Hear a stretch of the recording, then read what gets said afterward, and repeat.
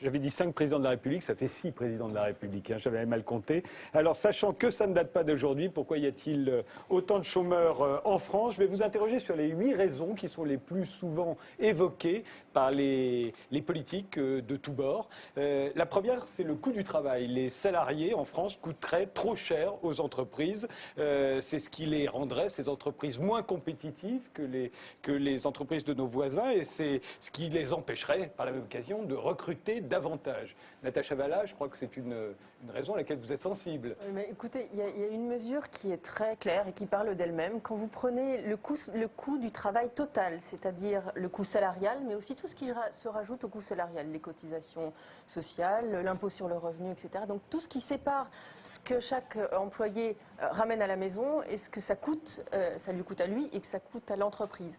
Cette différence-là en France, parmi les pays de l'OCDE, elle est à peu près de 50%.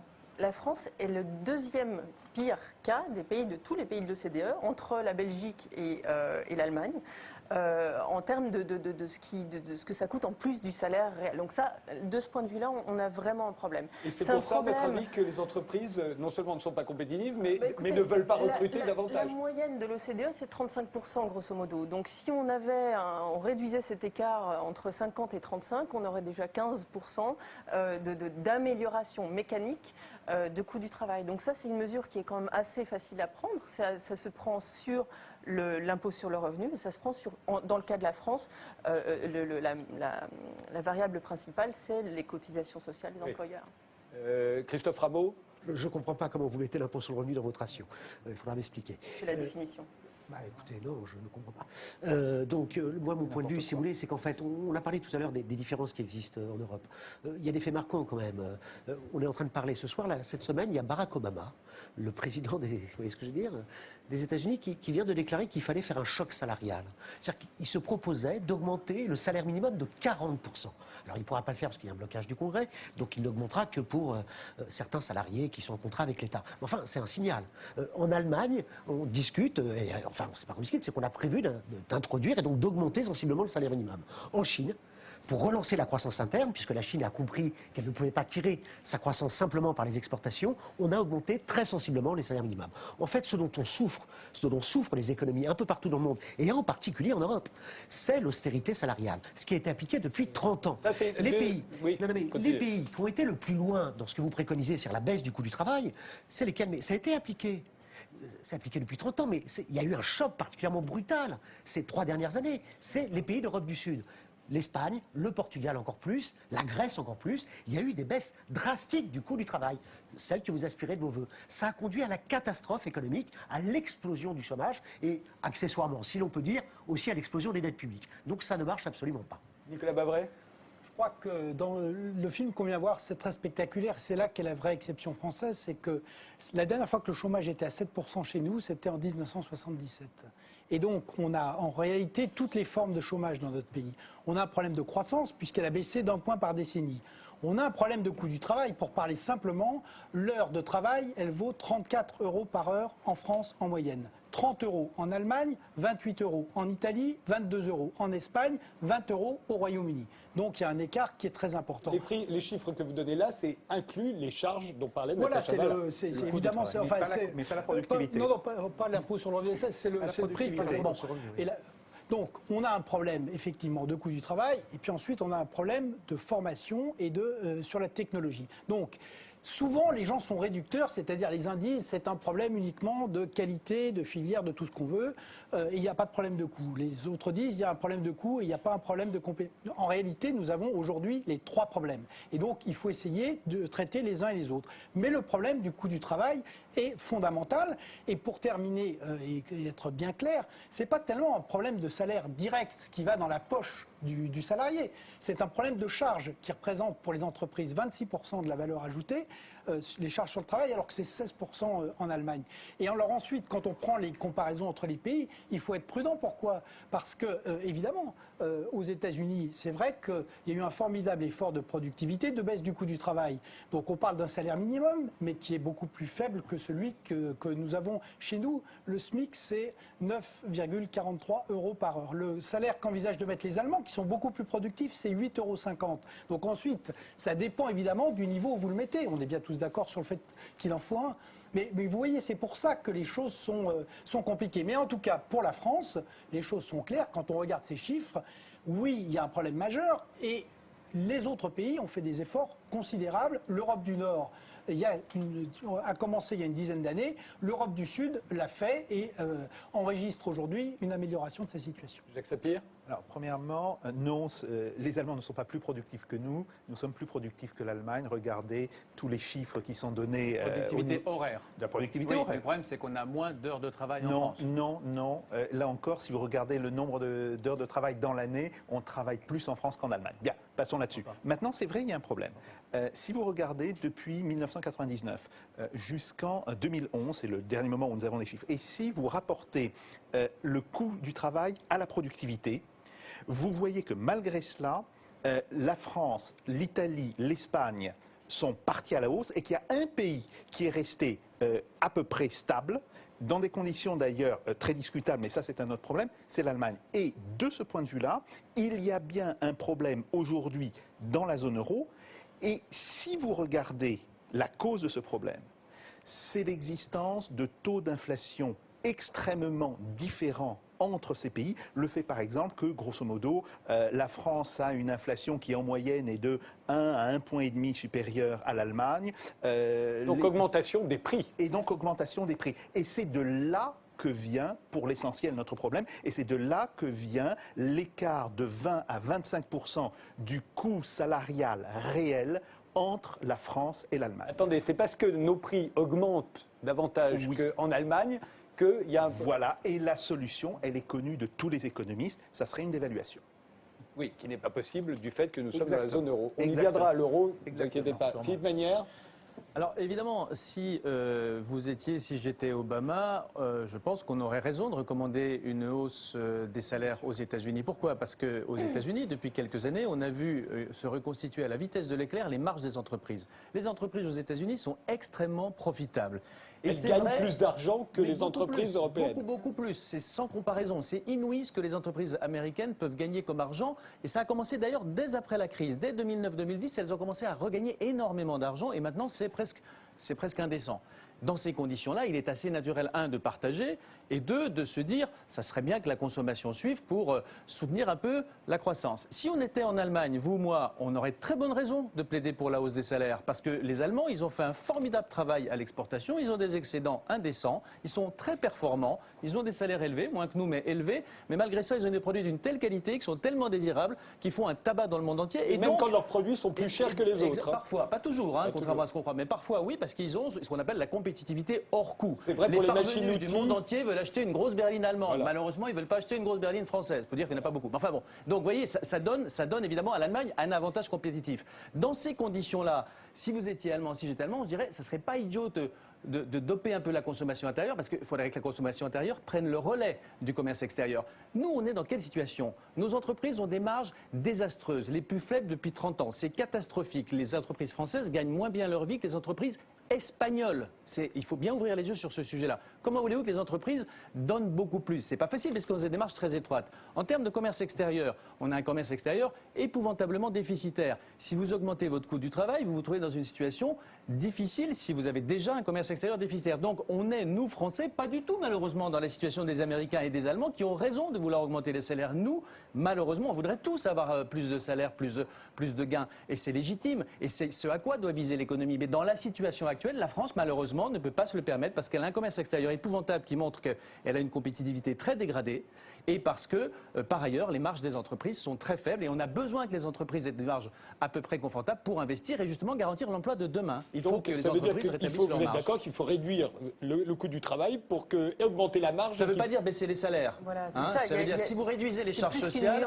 Alors en revanche, il ne faut pas croire au coup de baguette magique, c'est à réduire les charges sociales et transférer ça ailleurs, ça ne marche pas. Et si on réduit les charges sociales, il ne faut pas se cacher derrière son petit doigt, il faut réduire les transferts sociaux, il faut réduire la consommation commune de dépenses sociales. C'est ça la mauvaise nouvelle. Ça sera sans doute un point d'accord entre nous, c'est que si vous baissez les salaires qui sont ramenés là, vous rentrez dans une déflation, et ça, c'est ce qui peut exister de pire. Donc personne ne veut baisser baisser les salaires, seulement baisser les charges Ça qui pèsent sur les entreprises. Oui, avec les charges. Un tout petit mot. Les charges, absolument pas. Les 600 milliards, il faut savoir qu'en France, il y a les prestations sociales, ça représente 600 milliards, qui pour l'essentiel sont financés par ce que vous appelez des charges, ce que je préfère appeler des cotisations. Mais ces 600 milliards, c'est de la consommation. C'est un débouché pour les entreprises. Il y a 400 milliards qui sont constitués de prestations sociales en espèces, des retraites, des allocations chômage, des allocations familiales, et 200 milliards qui est ce qu'on appelle les prestations sociales en nature, c'est-à-dire le remboursement des soins. D'ailleurs, c'est des dépenses immédiatement affectées au privé. Donc ces 600 milliards, ce n'est pas des sommes qui sont prélevées pour faire vivre un secteur public improductif. C'est totalement stupide de raisonner comme ça. C'est des sommes qui sont prélevées, qui sont immédiatement reversées aux ménages pour soutenir leur consommation. Or, de quoi souffrent les entreprises aujourd'hui en France? Parce qu'elles vont mal, les entreprises. Je suis d'accord sur ce diagnostic. Mais ce dont elles souffrent, c'est d'une part le poids exorbitant des dividendes. C'est-à-dire aujourd'hui, il y a les dividendes, la part des dividendes dans la valeur ajoutée. On va y arriver. Voilà, donc le poids exorbitant des dividendes. Donc au lieu d'investir, elles engraissent les actionnaires, si je puis me permettre. Et puis surtout, elles souffrent d'un problème de débouché. S'il y a un indicateur à retenir, c'est le taux d'utilisation des capacités de production qui n'a jamais été aussi faible depuis des années. Alors juste expliquez-nous. C'est que les entreprises n'ont pas assez de débouchés, n'ont pas assez usines de demande. Elles travaillent en dessous de leur capacité. Voilà. Et dans la demande, elle n'est pas simplement soutenue par les salaires directs, elle est soutenue aussi par ce qu'on appelle les salaires indirects. C'est les deux composantes essentielles. Ces fameuses cotisations. Alors Philippe Askenazi, entre ces deux tendances. Je vais essayer, je ne sais pas si c'est deux tendances. Alors déjà, lorsqu'on parle de charges de cotisations sociales, il n'y a aucune relation entre le niveau de chômage et le niveau de cotisation sociale entre les différents pays. Donc ça, c'est déjà... Donc quand on dit le coût du travail, pour vous, ce n'est pas une raison. C'est assez différent. Il faut bien voir qu'on est dans des sociétés capitalistes. Si effectivement, les entreprises souffraient d'un coût du travail en France trop important, eh bien, elles seraient en capacité, pour la plupart des emplois qui sont éloignés du SMIC, de négocier des salaires plus bas. Elles ne le font pas. Et ça, c'est quand même assez étonnant. Depuis le début de la crise, on a une dynamique salariale du salaire net qui continue à être assez forte en France, contrairement aux autres pays. Donc c'est bien la preuve que les entreprises, en fait, ne sont pas étranglées par cette question du coût du travail, que leur problématique de marge est peut-être pas si importante que ça, parce qu'elles continuent à investir. On n'est pas dans une situation espagnole où elles sont obligées de récupérer des marges. Là, c'est quand même... Ah si, l'investissement, c'est un des pays où c'est le mieux tenu en Espagne. Il s'est effondré. Ça fait 8 trimestres des que niveaux extrêmement l'investissement se faibles. contracte en France. Il faut quand même pas Il stagne, il baisse légèrement, mais c'est effondré. Il s'est effondré complètement en Espagne. Là, il faut être sérieux. Il ne faut pas dire le contraire. Laissez terminer, Philippe Askenazi, on avance. Les Espagnols ont récupéré leur marge, c'est pas ça qui les a fait investir plus. On sort toujours ce théorème de Schmitt qui date des années 1970 où on dit il faut faire des marges pour investir. C'est pas le cas. Les entreprises, elles font de leur marge ce qu'elles veulent, distribuer soit aux actionnaires, soit investir, et ça dépend de ce qu'est leur futur. Et aujourd'hui, effectivement, s'il y a une problématique en France, c'est qu'il n'y a pas d'horizon de croissance. C'est intéressant de voir vos différents présidents. Chaque fois, ils parlent du chômage, réduire le chômage, etc. Mais ils n'offrent pas d'horizon de là où on veut pousser la France. Et c'est justement à force de chercher à lutter sur le court terme sur le chômage qu'on aboutit à une impasse. On ne se projette pas dans l'avenir qui offrirait à l'ensemble des acteurs, entreprises comme travailleurs, un véritable horizon. Alors, deuxième raison très souvent invoquée, les inégalités. Les entreprises, vous le disiez tout à l'heure, Christophe Rameau, verseraient trop d'argent à leurs actionnaires et au plus haut salaire aussi, au détriment justement de ceux qui sont en dessous. Et donc, ça voudrait dire qu'il n'y aurait plus assez d'argent, à la fois pour les autres et pour ceux qu'on pourrait éventuellement recruter. Et puis, il n'y aurait même plus assez d'argent non plus pour investir. Qui est d'accord avec cette assertion ? Alors sur les inégalités, il y a des inégalités il y a d'abord les inégalités de revenus, et c'est vrai qu'on sait que les inégalités ont diminué entre les pays avec la mondialisation, mais elles ont augmenté à l'intérieur des pays. C'est les fameux chiffres qui ont été donnés pour le dernier forum de Davos, et c'est vrai que c'est un des périls qui pèse sur la. Est-ce que ça a une influence sur le chômage? Sur la France, assez peu, parce que la France est un des rares pays où les inégalités n'ont pas progressé, voire ont diminué. Et l'argent qui partirait dans la poche des actionnaires? Mais si vous regardez la profitabilité des entreprises françaises, elle est à un plus bas historique. Donc c'est absolument. Si vous regardez sur les. Alors, on a toujours une vision biaisée. Pourquoi? Parce que les gens deviennent fous parce qu'ils regardent une ou deux entreprises du CAC 40. Donc Total et 12 milliards de. Mais si vous regardez les plus de 2 millions d'entreprises qui sont la réalité du tissu entrepreneurial français, les profits sont extrêmement bas et la part des profits distribués n'a jamais été aussi faible. Donc le problème du chômage, c'est ce que je disais, c'est pas du tout la répartition de la valeur ajoutée. Elle n'a pas bougé en France sur la partie salaire, c'est 67% depuis 30 ans, c'est stable. Donc, c'est les chiffres de l'INSEE. Ils ne sont pas d'accord. Jacques Sapir. Il faut arrêter de raisonner à la moyenne, en particulier sur la progression du salaire. Ce que l'on sait, c'est démontré, c'est qu'aujourd'hui, oui, le salaire moyen, bien sûr, continue de progresser de 2,5% à peu près tous les ans, mais le salaire médian stagne.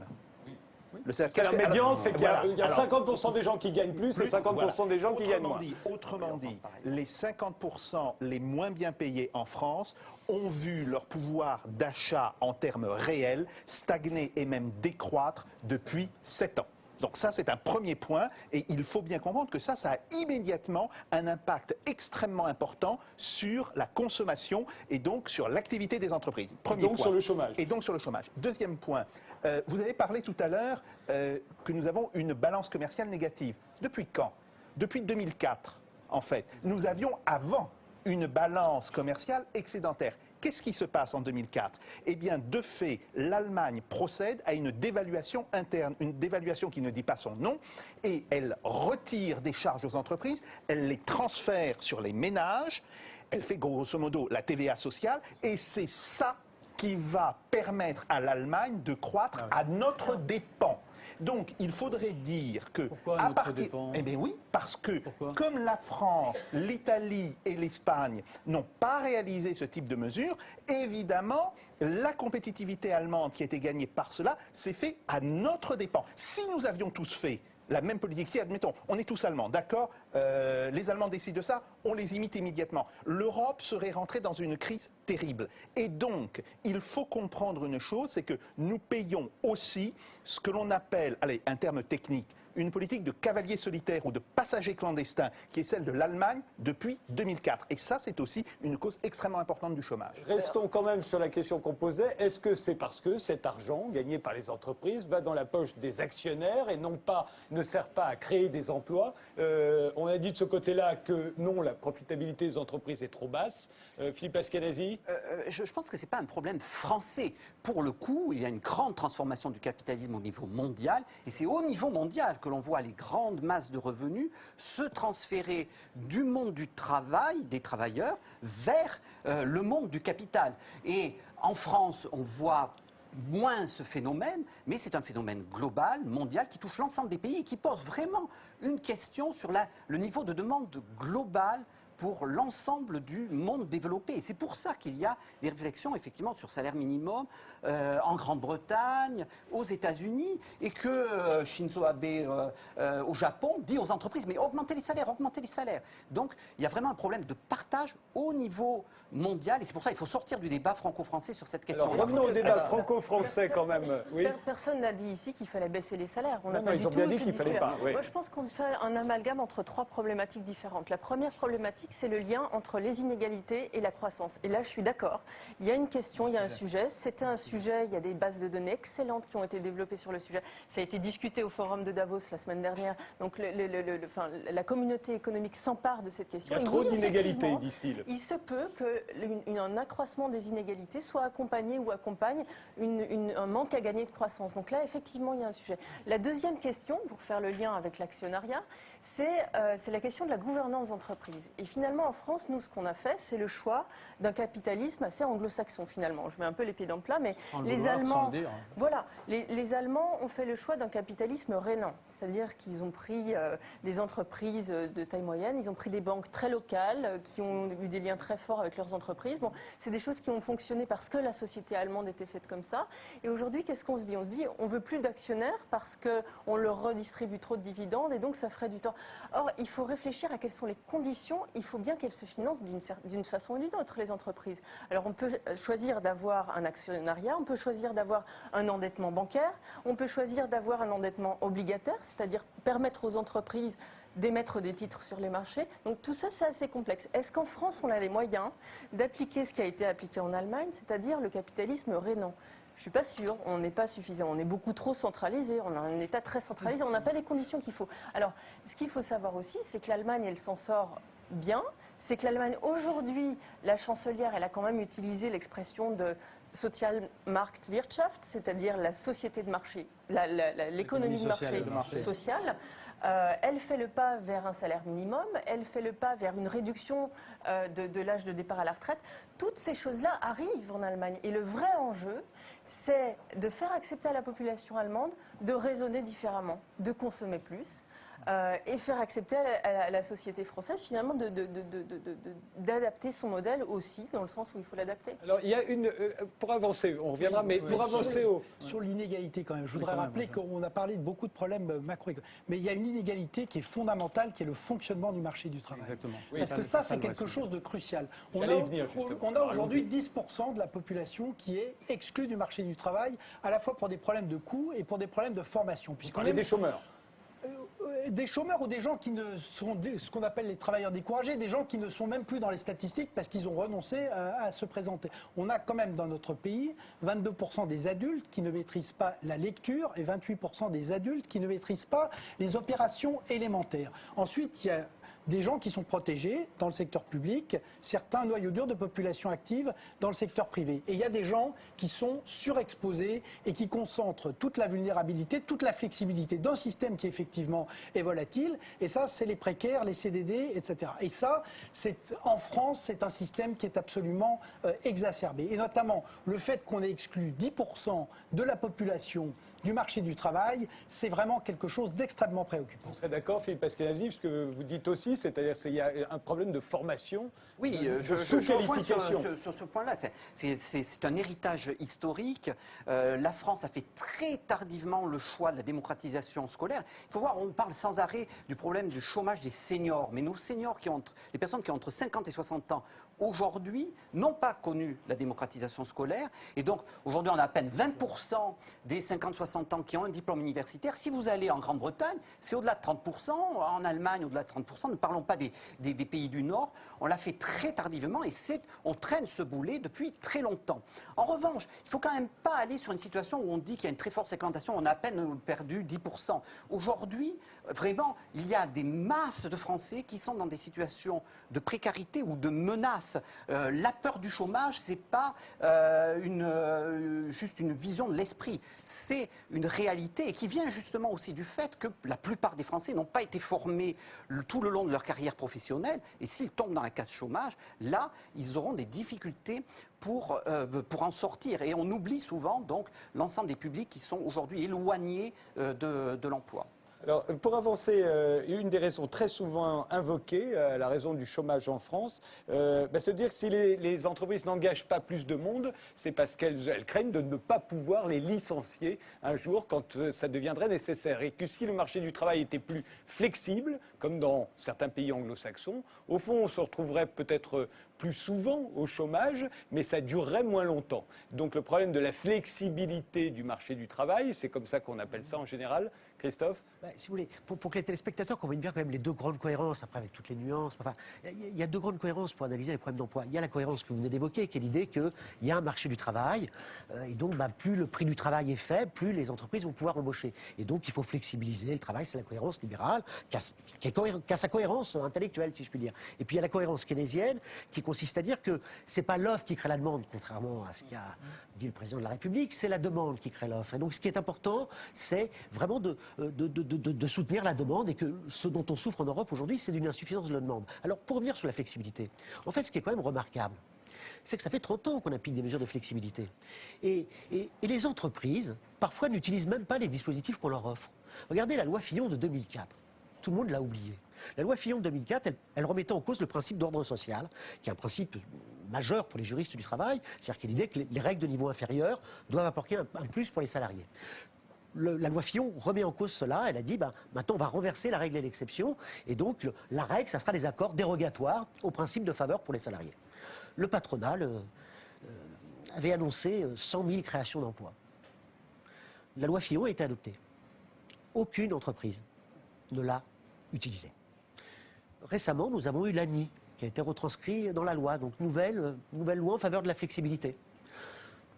C'est encore un peu tôt, mais enfin, au jour d'aujourd'hui, il n'y a quasiment aucune entreprise qui utilisent les accords de maintien dans l'emploi, dont on nous annonçait, vous savez, c'est des accords qui prévoient qu'on peut baisser les salaires, dont on nous annonçait que ça allait permettre de créer des centaines de milliers d'emplois, ce dont on souffre aujourd'hui. Donc je reviens sur la cohérence keynésienne, si vous permettez. Depuis 30 ans, un peu partout dans le monde, on est dans un régime libéral dont l'un des piliers, il y a le pilier finance libéralisée, il y a le pilier libre-échange et il y a le pilier austérité salariale. Et alors, si vous voulez, en Europe, on était le plus loin quelque part. Paradoxalement, on était encore plus loin qu'aux États-Unis en matière d'application de ce régime néolibéral. Parce que les États-Unis, qui sont pas bêtes, ont contrebalancé ça par les politiques de relance budgétaire ou keynésiennes. Alors en Europe, qu'est-ce qu'on a fait? C'est la France, effectivement, qui a lancé le coup dans les années 80. Dans les années 80, on a eu une baisse drastique de la part des salaires en valeur ajoutée. Alors c'est sûr que depuis les années 90, ça n'a pas bougé. Mais enfin, parce que tout s'est joué dans les années 80. L'Allemagne a pris le relais dans les années 2000. Voilà. Et donc c'est la course à l'échalote en matière d'austérité qui consiste, en fait, au fond, la politique européenne aujourd'hui, ça consiste à dire on va piquer des parts de marché aux voisins, et tout en criant vive l'Europe. Et ça conduit l'Europe à la catastrophe. Alors, ce serait la cure d'austérité que vous réclamez, vous, Philippe Moi, je ne Maillard réclame aucune cure d'austérité. Non, mais je ne réclame aucune cure d'austérité. Je considère en tout cas que quand on dit qu'il y a un problème de demande et qu'il y a un problème de pouvoir d'achat et qu'il y a un problème de salaire en France, pardon de le dire, ça rend modérément populaire en général, mais c'est factuellement complètement erroné. Il y a deux pays où les coûts salariaux ont augmenté de plus de 20, presque 25% au cours des 15 dernières années. C'est d'ailleurs curieux parce que c'est des pays qu'on voit rarement associés, c'est le Royaume-Uni et la France. Partout ailleurs, c'était pratiquement stable. En France, il y a un truc qui va plutôt bien en moyenne, c'est parfaitement vrai. Les coûts salariaux unitaires, c'est les l'Espagne, coûts c'est la salariaux. Grèce. Mais pardon, Mais Jacques si, Sapir, si, vous si, avez si. dû débrancher votre télévision il y a 3 ou 4 ans parce que ça a beaucoup baissé depuis. Non, Donc en je France, dis- Laissez-le finir, laissez-le en finir. France, sur la période, c'est sur longue plus période. 24%. Des pays comme l'Italie ou l'Espagne ou la Grèce, c'était bien plus, mais ça a beaucoup baissé. Non, ça Malheureusement, n'a pas depuis beaucoup 3-4 ans, baissé, ça a beaucoup baissé. n'a pas beaucoup baissé. Écoutez, on ne fait pas se Viendra battre là-dessus. là-dessus. Mais l'Allemagne Mon prend des point parts de de départ, marché, que vous prend des pouvez parts de Laissez-le vérifier finir, en laissez-le ouvrant finir. n'importe quel site internet où il y a des statistiques sérieuses, c'est que les coûts salariaux en France ont augmenté plus qu'ailleurs. Je ne dis pas que c'est bien ou que c'est pas bien parce qu'on verra tout à l'heure que le problème des inégalités se pose et qu'évidemment il faut du pouvoir Et d'achat. pourquoi vous revenez en arrière aux coûts salariaux puisqu'on serait quand même- on avait- Ah non, mais parce qu'on nous parle tout de suite, nous on parlait à l'instant, pardonnez-moi, de la nécessité impérieuse de soutenir la demande parce que c'est la demande qui allait régler le problème. Mais si c'était le cas, comment expliquez-vous que le pays, le nôtre, qui va plutôt pas très bien, soit précisément le pays où les salaires aient le plus augmenté? Il y a eu des tas d'inconvénients. Mais les prix ont aussi L'immobilier, augmenté. mais bien sûr, l'immobilier a dévoré cette croissance des salaires. J'en suis d'accord avec vous, il n'y a pas eu d'augmentation de la satisfaction. Et donc, ça veut dire qu'il y a un problème d'inflation différente. C'est peut-être. Alors, c'est une autre Oui, parce que là, on repart en arrière, Philippe Maillard. Oui, non, mais je sais, mais si vous retournez en arrière encore plus loin. On nous parle de keynésianisme et de nécessité de soutenir la demande. Non, non, il dit que la flexibilité du travail, quand on la propose, les entreprises ne s'en servent pas. Un mot sur la flexibilité. Se servir de l'accord national interprofessionnel, vous n'avez pas dit que c'était l'ANI, ce nouvel accord qui a été fait, ou se servir de la loi Fillon, il faut vraiment n'avoir que ça à faire. C'est-à-dire que le problème, vous êtes en train de nous dire qu'on a fait des améliorations, et de fait, c'est probablement pour certaines entreprises seulement, pour les grandes entreprises, très bien équipées, qui ont des problèmes spécifiques, qui sont menacées de licenciement, etc. Il y a des choses qui ont été faites en termes de flexibilité. Mais c'est pas ça le problème. Le problème, c'est que pour les braves gens qui recrutent, parce que c'est les petites boîtes qui recrutent, c'est pas les grandes, tout ça est incompréhensible. Et donc, vous êtes en train de nous expliquer, et vous avez raison, qu'on a fait de la flexibilité marginale appliquée à certains cas pour les grandes entreprises, mais c'est pas ça le sujet. Le sujet, c'est que pour une petite entreprise, malheureusement, c'est devenu tellement compliqué, je dis même pas que c'est impossible, c'est devenu tellement compliqué de savoir si on pourra éventuellement se séparer d'un salarié si on a un problème, que malheureusement, beaucoup de gens tout simplement renoncent. C'est pas tellement une question de possibilité, c'est une question de complexité. C'est juste incompréhensible. Ouvrez les yeux, essayez de regarder la Code du travail, 2600 pages, c'est impossible de gérer ça si vous avez simplement le désir de recruter quelqu'un en étant sûr que vous pourrez le garder aussi longtemps que vous pourrez, mais que si c'est pas possible, vous pourrez vous en séparer malheureusement. Netta Chavala, puisque vous insistez aussi sur la flexibilité du travail. Il faut voir les flux sur le marché du travail, les créations d'emplois et les destructions d'emplois. Or, on voit qu'aujourd'hui en France, on a du mal à créer des emplois. On a du mal à créer des emplois. Pourquoi? Parce qu'on a des formes salariales. Alors, il y a deux choses, à mon avis. Il y a des formes de contrats de travail qui sont mauvaises. C'est-à-dire qu'on a des CDD et des CDI et que les entreprises n'ont pas envie de faire des CDI. Et donc, elles font des CDD. Elles se mettent parfois hors la loi, y compris le secteur public d'ailleurs, se met parfois hors la loi à cumuler les CDD parce qu'on ne veut pas rendre statutaire, etc. Donc, ça, c'est un vrai problème. On a une précarisation de l'emploi parce que les contrats ne sont pas adaptés. Premier point. Deuxième point, je suis sûre que vous demandez à beaucoup de fonctionnaires, vous demandez à beaucoup de gens qui travaillent dans le secteur privé, est-ce que vous aurez envie de changer d'emploi un jour? Est-ce que si vous travaillez dans une banque, vous aurez envie d'aller travailler, d'aller enseigner dans l'éducation nationale dans votre spécialité un jour? Et je suis sûre que tout le monde vous dira oui, d'autant plus que ces gens-là, ils savent qu'ils vont vivre beaucoup plus longtemps qu'avant et qu'avec des durées de vie beaucoup plus longues, on aura envie d'avoir plusieurs carrières. Donc, moi, ce que j'aimerais avoir aussi, c'est des passerelles beaucoup plus faciles entre le secteur privé et le secteur public. On ne parle pas de questions de statut, de droit, etc. On parle simplement de mobilité des travailleurs et de faisabilité de la mobilité. Alors là, je rejoins ce qui a été dit tout à l'heure, c'est-à-dire que quand on veut de la mobilité, il faut aussi de l'accompagnement. Et il faut aussi des filets de sécurité pour les personnes qui sont les plus précaires.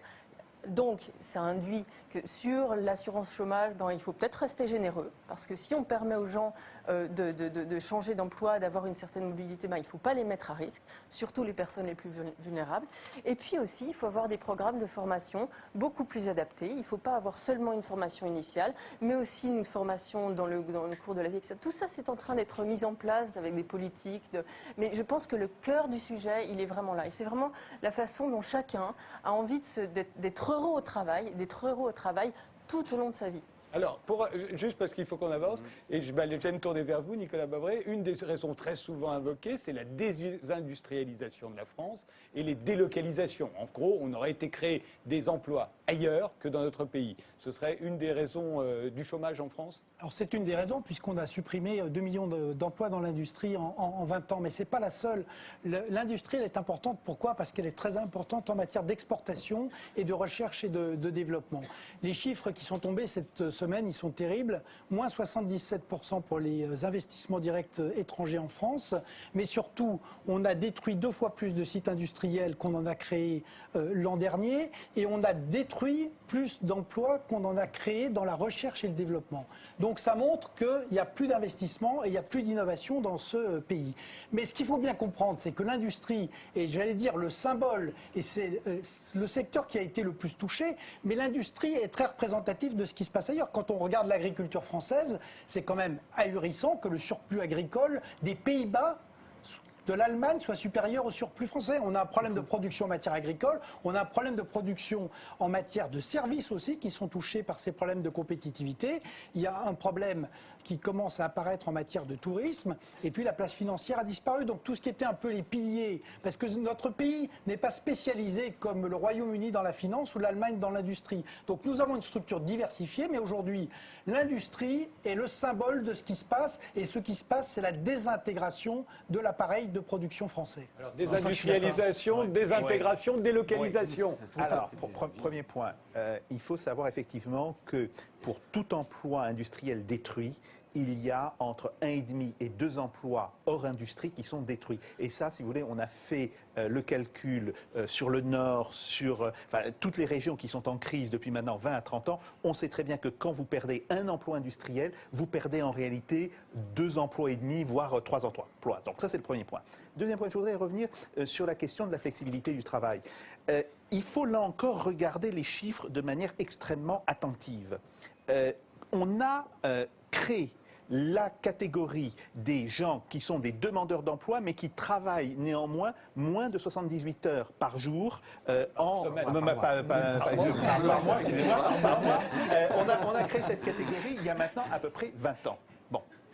Quand on l'a créée, cela représentait à peu de choses près 100 000 personnes, alors qu'il y avait toujours 2,5 millions de gens qui étaient dans la catégorie A. Aujourd'hui, cette catégorie représente pratiquement 700 000 personnes. Autrement dit, il y a eu une multiplication par 7 de cette catégorie. Ce qui veut donc dire qu'il y a bien là un problème majeur. Et c'est pour ça, si vous voulez, que je dis que le chiffre réel du chômage, ce n'est pas 3,2 millions, 3,3 millions personnes, c'est 5,2 millions, car il faut immédiatement rajouter à la catégorie phare, qui est ce qu'on appelle la catégorie A, la catégorie D, pas la catégorie C, mais la catégorie D, qui sont des gens qui sont comme la catégorie A, mais qui n'ont pas l'obligation de rechercher un emploi parce qu'ils sont en stage, etc. Et la catégorie B, ce sont les gens qui travaillent moins de 78 heures par mois. Bon. Et là, ce que l'on voit, c'est que ces catégories B et D, qui étaient très faibles au moment où on les a commencé à les distinguer statistiquement, elles ont pris au total 1,5 million depuis leur création. Donc ça veut dire que ce que l'on a aujourd'hui, c'est bien un problème général qui est plus ou moins camouflé parce qu'on va distribuer des chômeurs dans toute une série de catégories, mais qui est un problème massif. Troisième point qui était extrêmement important, sur effectivement la question de la formation. Oui, bien sûr, c'est un problème, mais ce problème existait néanmoins il y a 30 ou 40 ans avant que l'on démarre. Et de ce fait, il n'était pas aussi important. Et dernier point, laissez-moi quand même dire une chose. Ce n'est pas pour licencier qu'un entrepreneur embauche. Et donc, d'une certaine manière, les contraintes, et qui sont à mon avis beaucoup plus faibles dans la réalité que ce que l'on dit d'habitude, les contraintes au licenciement, dans les années 60, elles existaient déjà et elles n'empêchaient pas d'embaucher. Le vrai problème, et là il faut le dire, c'est 1. La demande, 2. L'existence de rythmes d'inflation différents entre les pays. Quand vous regardez sur longue période, c'est tout à fait évident. Il y a bien des différences d'inflation extrêmement importantes entre la France et l'Allemagne, entre l'Italie et l'Allemagne, entre l'Espagne et l'Allemagne, et même entre l'Espagne et la France. Et le fait qu'on ait voulu faire fonctionner ces économies dans le cadre d'une monnaie unique est bien entendu la source de très nombreux problèmes. On va arriver à l'euro, évidemment. Philippe Manière, sur les délocalisations. C'est en fait, en termes d'origine du chômage, c'est une cause assez secondaire. Ça ne veut pas dire qu'il ne faut pas s'en préoccuper, parce qu'évidemment, c'est très ennuyeux que les entreprises créent des emplois ailleurs plutôt qu'en France. Mais ce qu'il faut peut-être dire quand même, c'est pourquoi c'est important. Vous disiez tout à l'heure, effectivement, que l'emploi industriel draine derrière lui un certain nombre d'emplois. C'est un critère, une raison d'aimer l'industrie, parce qu'il n'y a pas de vache sacrée. Pourquoi préférer l'industrie à autre chose? Il n'y a pas de raison. Mais il y a cette raison-là. Puis il y en a une autre, moi je trouve au moins aussi importante par rapport à ce qu'on a dit tout à l'heure, même si on est allé un peu vite, sur les inégalités. L'industrie, elle a quelque chose d'un peu magique, c'est-à-dire qu'elle permet de rémunérer assez généreusement des emplois peu qualifiés. Dans les services, un emploi non qualifié, il est fatalement mal rémunéré. C'est pas forcément la fin du monde, parce qu'il vaut mieux un emploi mal rémunéré pour commencer une carrière, et puis après on grimpe, on trouve autre chose, etc. Mais en fait, c'est un fait que dans les services, on ne peut pas bien payer les gens s'ils ne sont pas bien qualifiés. Et d'ailleurs, dans les services, vous avez vraiment un écart incroyable. Quelqu'un qui est un informaticien de pointe, qui est un designer, etc., peut être extrêmement rémunéré. Et puis évidemment, quelqu'un qui va avoir un job ancillaire, disons, va être mal rémunéré. Et c'est à peu près incontournable. Dans l'industrie, parce que vous avez fixé du capital, pardon d'employer ce jargon économique, vous pouvez vous permettre de payer assez bien quelqu'un, parce que dans le fond, la part du coût final de ce que vous produisez, que constitue le salaire, est presque secondaire par rapport au coût du capital, par rapport à la machine, par rapport à l'usine, etc. Donc c'est très important de garder l'industrie pour cette raison, dans nos pays où justement on souffre d'un marché du travail dual, où ça divorce, où en quelque sorte les très qualifiés peuvent accéder à des rémunérations remarquables, et les pas qualifiés sont cantonnés à des rémunérations très faibles. Donc l'industrie, il faut l'aimer au moins pour cette raison, et j'allais dire au regard même de votre souci dernière raison invoquée du chômage en France par un certain nombre de politiques, pas par tous, et par Jacques Sapir, c'est l'euro. Ce serait la faute de l'euro. Alors, il a déjà avancé un certain nombre d'arguments. Je vais pouvoir vous laisser la parole aux uns et aux autres. Philippe Astier-Dazy, l'euro responsable... Sur ce plan-là, je ne suis pas certain que c'est l'euro en lui-même, mais effectivement, un euro qui s'est construit de manière non coopérative. Chaque pays européen cherche à tirer son avantage au sein de la zone euro, alors qu'il faudrait plutôt une construction globale, coopérative, qu'on aille tous dans la même direction, et on est maintenant dans un schéma où chacun cherche à être plus compétitif que l'autre, qui est extrêmement inquiétant. On ne sait pas jusqu'où ça va s'arrêter. Et les inflations de chacun étant très différentes. Alors ça, il y a des problèmes d'inflation. Alors effectivement, il y a aussi d'autres problèmes sous-jacents, c'est-à-dire typiquement des problèmes démographiques. Pourquoi l'immobilier en Allemagne s'est pas envolé? Parce qu'il y a une baisse de la population à long terme. En France, il y a une augmentation de la population. Donc ça pose aussi d'autres problèmes, qui sont qu'on crée un continent où il faut aussi créer, on parle là d'une mobilité d'emploi, il faut aussi créer une mobilité des citoyens européens qui soit plus dynamique, et donc plutôt que de chercher à être des États-nations qui essayent de se blinder, au contraire faire une citoyenneté européenne. Donc c'est aussi un projet politique. Ne plus avoir peur du plombier polonais, par exemple. Ne pas avoir peur du plombier polonais. Et nous-mêmes devenir plombier en Pologne. Oui, mais par ailleurs, il y a pratiquement autant de Français qui vont à l'extérieur que d'Européens qui viennent aujourd'hui. Alors sur l'euro, Natacha Valla et Nicolas Babré. Natacha. Sacha. Deux choses. La première, c'est que bon, il y a l'euro en tant que monnaie, mais il y a le niveau de l'euro. Et c'est vrai qu'on vit avec un euro aujourd'hui qui est très fort. Et s'il était moins fort, ça nous arrangerait bien en France, ça arrangerait bien les Allemands, ça arrangerait la zone euro dans son ensemble. Alors là, je suis pas sûre qu'on puisse faire grand-chose parce qu'on sait que l'euro est fort vis-à-vis du dollar, essentiellement parce que les Américains font ce qu'ils font, c'est-à-dire que la Réserve fédérale est une politique. Bon, on sait que les choses sont comme ça aujourd'hui. Ça va peut-être changer. La Réserve fédérale change de politique, elle devient un petit peu moins permissive, c'est un autre sujet, mais ça va peut-être changer. On vivra peut-être avec un euro moins fort dans les mois et les trimestres à venir. Et le deuxième point, c'est que en Europe, la zone euro, dans l'économie mondiale, elle n'a ni déficit ni excès. Elle est à l'équilibre de la balance commerciale. C'est l'Allemagne qui a des excédents. Non, mais alors à l'intérieur de la zone euro a euro, 2% d'excédent du PIB, c'est énorme. Justement. Alors, 2%, c'est énorme. Mais c'est l'excédent concentré sur 2-3 pays. Ce sur quoi je veux en venir, c'est que l'Europe n'a pas besoin du reste du monde pour se refinancer. Elle prend des parts de marché au reste du monde aujourd'hui. Mais si on a besoin dans la zone euro, si on arrivait dans la zone euro à faire circuler les travailleurs comme on fait circuler les capitaux et à intégrer tous ces marchés sur les marchés du travail, on arriverait beaucoup mieux à amortir les cycles asymétriques. Et encore une fois, je pense il y a deux couches de problèmes, si je puis dire. Il y a le problème de l'euro et puis il y a la France dans l'euro. Donc l'euro, ça a été dit, a été créé de manière avec des institutions qui n'étaient pas soutenables. On a une divergence entre le nord et le sud, et en plus c'est une monnaie qui est surévaluée, sauf pour des pays extrêmement compétitifs comme l'Allemagne. Donc il est bien vrai que ça posait des problèmes. On a progressé, parce que contrairement à ce qui a été dit, l'Allemagne maintenant, elle a vraiment une stratégie coopérative. Les augmentations de salaire en Allemagne depuis 3 ans, c'est entre 3 et 6%. Et il y a plus d'inflation en Allemagne que dans les autres pays. Donc ça s'est considérablement amélioré. Il reste que, par rapport aux problèmes qui étaient évoqués, donc tous les pays développés ont 3 gros problèmes. La croissance, le chômage et la dette. On ne peut pas attaquer les 3 en même temps. Les Américains ont une stratégie, ils avaient fait énormément d'erreurs, mais ensuite ils ont traité les choses de manière assez intelligente. Ils ont remis de la croissance, ça a permis de recréer de l'emploi, et maintenant ils s'occupent du déficit et de la dette. En Europe, on a fait les choses dans le désordre. Ça, c'est le problème européen. Ensuite, on a le problème français. Et ce problème français, il existe. Pourquoi ? Parce que on est passé dans le passage à l'euro, ça a supprimé les 2 variables d'ajustement traditionnelles de l'économie française depuis 1945, qui étaient l'inflation et la dévaluation.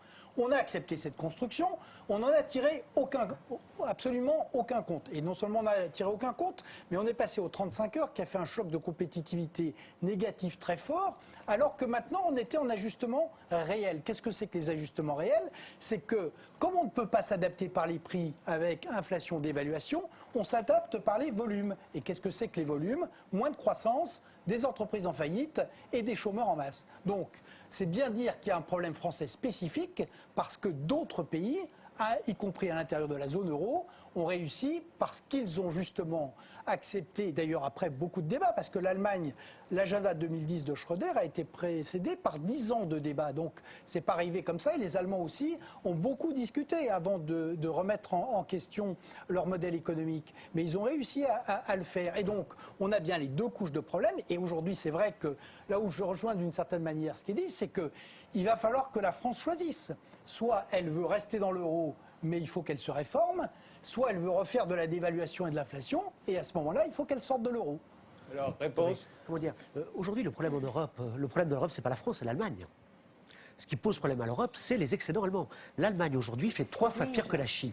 Oui, mais les répondez bien à la question de l'euro et du chômage.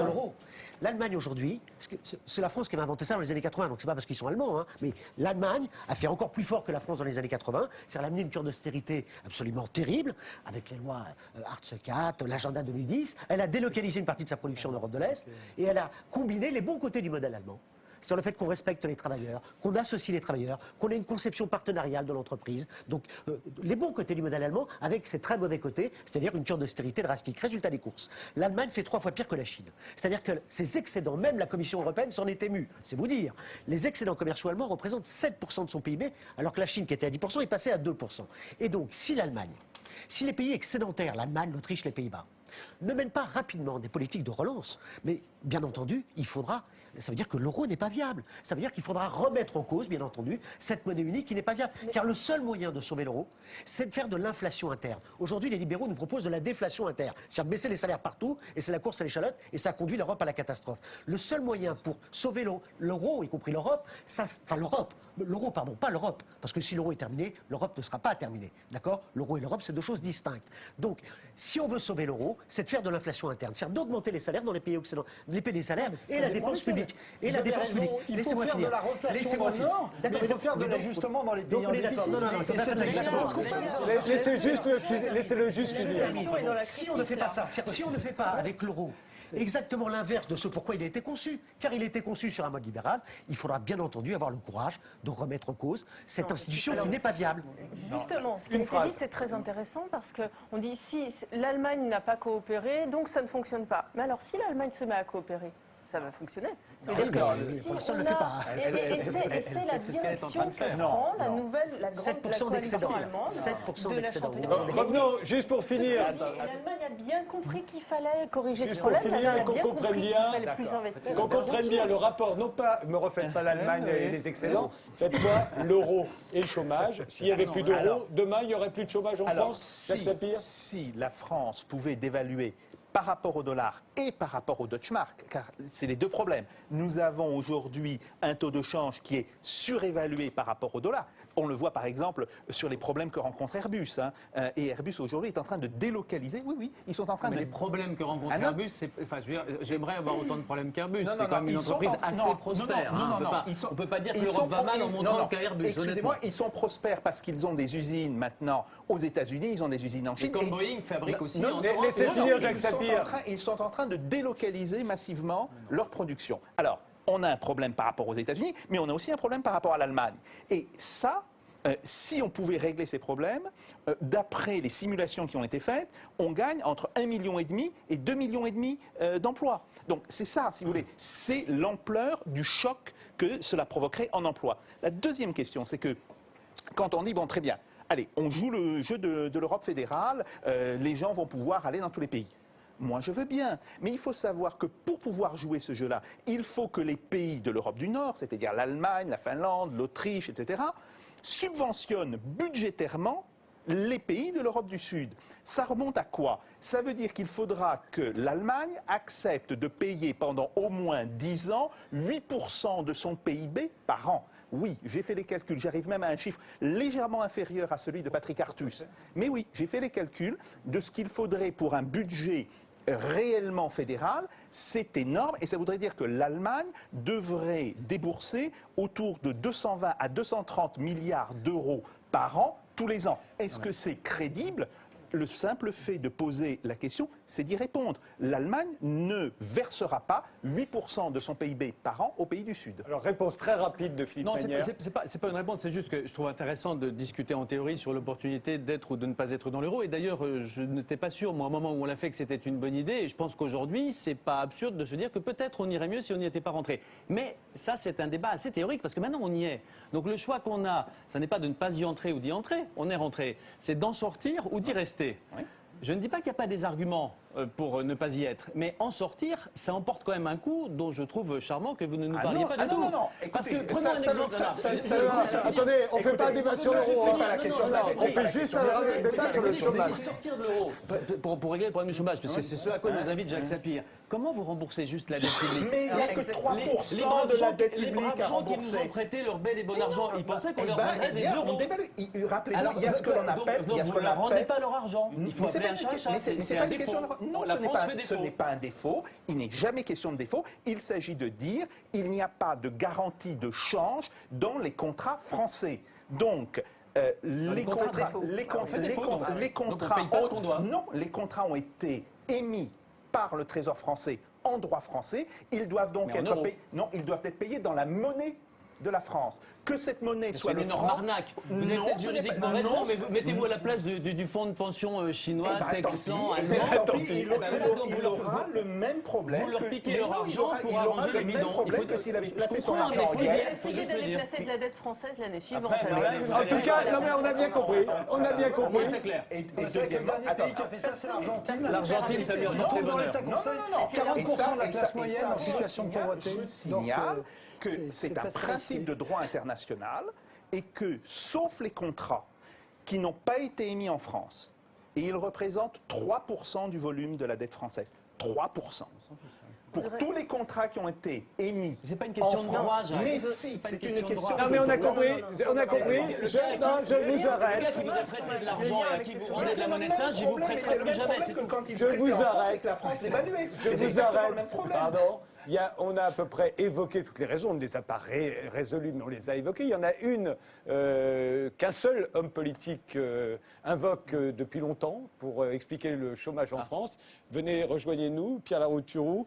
Ça fait 20 ans que vous militez pour le partage du temps de travail, la loi Robien sur la semaine de 4 jours. C'était en 1996, vous étiez derrière. Aujourd'hui, vous présidez un parti politique, Nouvelle Donne, créé avec des personnalités qui sont souvent venues sur ce plateau, que ce soit Cynthia Fleury, Bruno Gassio, Suzanne Georges ou Edgar Morin. Et vous avez publié un livre avec Michel Rocard intitulé « La gauche n'a plus droit à l'erreur ». Pour vous, il ne faut pas attendre un retour hypothétique du chômage, de la croissance, il faut résoudre le problème du chômage tout de suite. Et pour vous, s'il y a du chômage, c'est parce que ceux qui travaillent trop. C'est une des causes. On voit bien qu'il y a, depuis une heure, on voit bien qu'il y a plusieurs causes au chômage, donc il n'y a pas une baguette magique. Si vous allez sur le site de Nouvelle Donne, on fait 20 propositions. Quelle politique du logement, quel financement des PME, quelle politique au niveau de la zone euro pour sortir de nos contradictions. Il n'y a pas une baguette magique.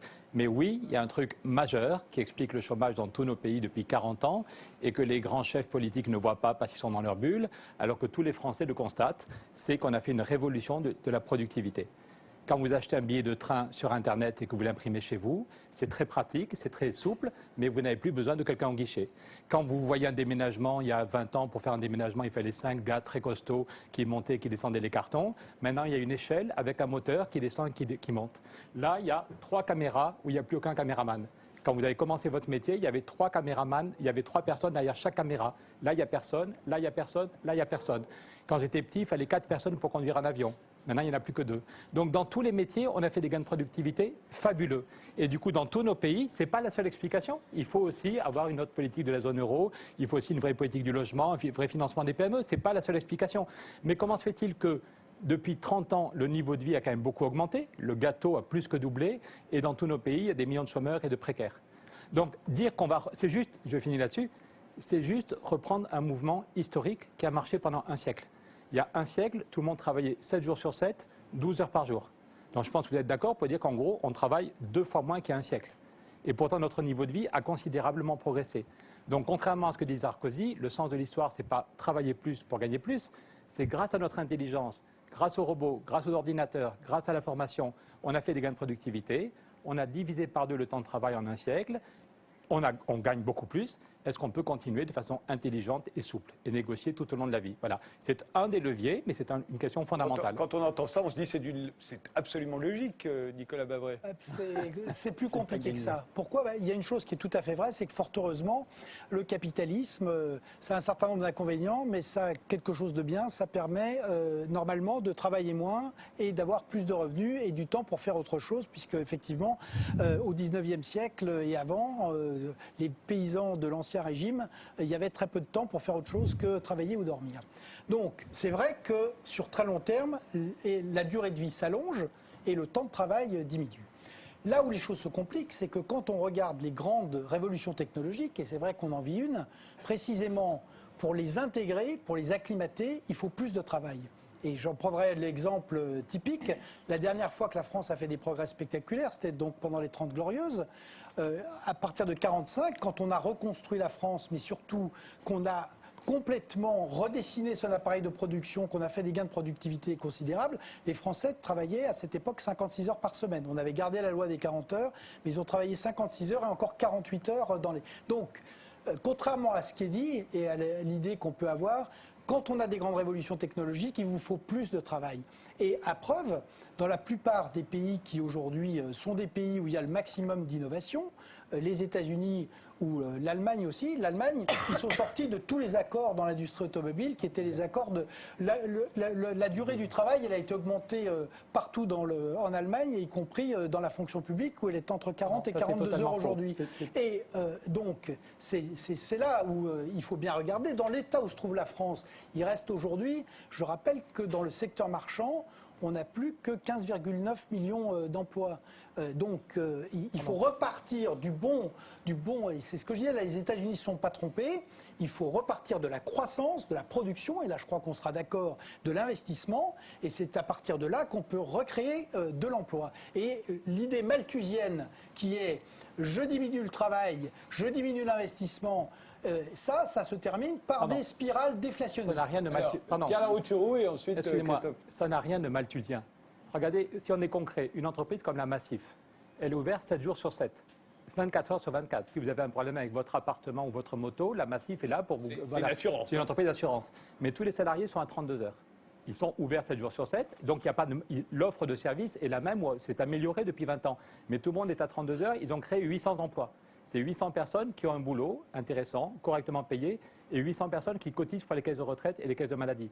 Donc est-ce que vous préférez que les 800 restent au chômage ou vous préférez qu'ils aient un boulot qui cotise, qui paye de la TVA? Les autres gagnent moins d'argent? Non, les autres ont bloqué leur salaire pendant 18 mois, mais ils ont gagné ils ont gagné une qualité de vie et ils ne vont pas au boulot un jour par semaine, donc ils dépensent moins de voitures et moins de frais de restaurant à midi. Voilà. Donc finalement, ils ont bloqué les salaires pendant 1 an et demi, mais on a créé 800 emplois. Voilà. Et du coup, je finis parce qu'il y a 2 choses fausses dans ce qu'a dit M. Bavrez sur les États-Unis et sur l'Allemagne. Parce que quand on vous écoute, on a l'impression que tout baigne aux États-Unis.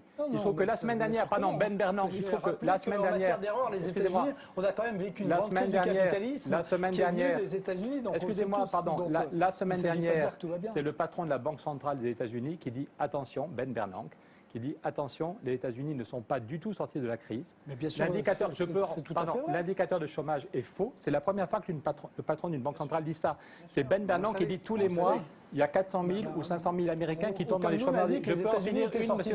C'est ce que disait Jacques Sapir au début. Le taux d'activité est tombé. Allez sur le site de Nouvelle Donne, vous voyez la courbe actualisée la semaine dernière. Le taux d'activité aux États-Unis est tombé à 62,8. Il n'y a plus que 62% des Américains qui ont un boulot. Et parmi ceux qui ont un boulot, il y a tellement de petits boulots que la durée moyenne est tombée à 33 heures. En Allemagne, le BIT a obligé l'Allemagne à tenir compte des emplois entre 0 et 10 heures par semaine. Et l'Allemagne, sans compter les chômeurs, sans compter tous ceux qui font 0 heure par semaine, et il y en a quand même un paquet, il y a tellement de petits boulots en Allemagne, des gens qui font 10 heures par semaine, que la durée réelle est tombée à 30 heures. La durée moyenne en Allemagne, sans compter les chômeurs, d'après le ministère du Travail à Berlin, est tombée à 30 heures. Donc est-ce que c'est ce partage que vous voulez, avec des petits boulots pour certains et les autres font 39 heures ou 40 heures, ou est-ce qu'on est capable, tout au long de la vie, de façon intelligente, avec un vrai financement, qui fait que l'entreprise reste compétitive. Il y a déjà 400, vous avez parlé de la loi d'Eurobien, il y a 400 entreprises qui sont passées à 4 jours. L'idée, c'est que si, prenez Fleury-Michon, une entreprise tout à fait concurrentielle, l'usine travaille 6 jours par semaine, mais tous les salariés sont passés à 4 jours et l'entreprise arrête de payer les cotisations chômage. L'idée est que si l'entreprise baisse le temps de travail de façon souple, il y a 27 organisations différentes. La comptabilité n'est pas comme la production ou les commerciaux. Il y a 27 organisations différentes. Mais ils sont tous en moyenne à 4 jours, dans une usine qui travaille 6 jours. Et l'entreprise arrête de payer les cotisations chômage parce que si vous créez 150 emplois, excusez-moi, vous n'avez visiblement pas pris le temps de lire le bouquin qu'on a fait avec Rocard. Si vous créez 150 emplois, si vous créez 150 emplois, ça fait 20 ans qu'on se rencontre et vous n'avez pas vraiment réfléchi à la question. Si vous créez c'est grave. Si vous créez 150 emplois, ça fait 150 personnes qui cotisent pour les caisses de retraite et les caisses de maladie et ça fait 100 chômeurs en moins pour payer à l'UNEDIC. C'est ce qu'on appelle l'activation des dépenses de chômage. Au lieu de mettre des milliards pour financer le chômage, on active ces dépenses si l'entreprise crée des emplois. Donc dans l'actualité, quand François Hollande dit qu'on va supprimer les cotisations familiales sans contrepartie, c'est stupide, ça ne peut pas marcher. Par contre, si on dit on supprime les cotisations chômage si l'entreprise crée 10% d'emplois en CDI, si l'entreprise crée 10% d'emplois en CDI, parce qu'elle a baissé le temps de travail. Là, c'est rentable, c'est équilibré, c'est un gagnant-gagnant. Ça marche. Je voudrais qu'on réponde à cette question-là. Vous ne me faites pas un débat sur l'Amérique et sur l'Allemagne.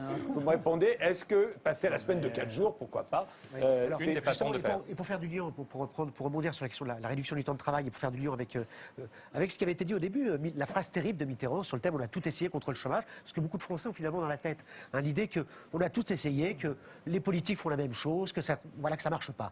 En fait, c'est faux. Le chômage, il n'a pas progressé continuellement depuis 30 ans. Il y a eu une phase extrêmement intéressante en France de baisse énorme du chômage, 97-2001. Il y a eu 2 millions d'emplois créés en quelques années, en 4 ans et demi. C'est un taux de croissance de l'emploi largement supérieur à celui des 30 Glorieuses. Le taux de chômage officiel, et entre-temps on n'a pas traficoté les chiffres, donc le baromètre était identique. Le taux de chômage officiel a baissé d'un tiers. C'est-à-dire on est passé de 12,5 de taux de chômage en 97 à 8,5, moins de 0,5 en 2001. Comment expliquer ça ?